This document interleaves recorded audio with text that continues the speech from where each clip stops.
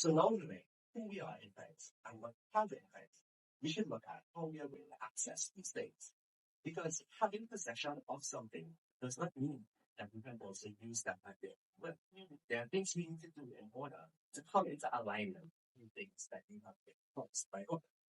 Firstly, spiritual growth, I think, is one of the most important things when it comes to accessing these promises, this inheritance from God.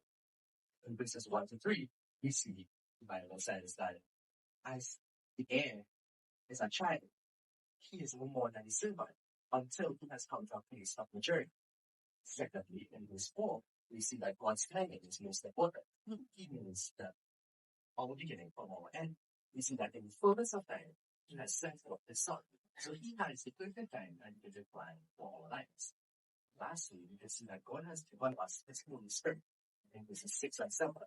Because we have received his Spirit, we are no longer servants. When we look at Romans 8, verses 16 and 17, the Bible says that the Spirit itself bears with us, that is the Spirit of God bearing with us, with our spirit, that we are children of God, and if children, then heirs, heirs of God, and joint heirs with Christ.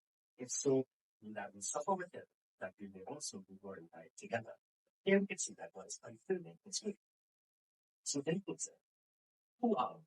We are no more servants, but sons and daughters in Christ. And if sons and daughters, then we are also heirs. See, what the sense? It's to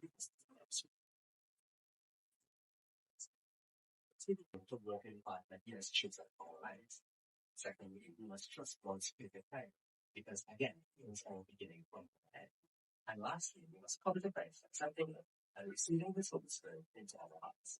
So right now, if you think that you want to walk into the life of being called a son or daughter of the Most High God, if you want our Holy Spirit in your life right now, then I just repeat what I say as Father God.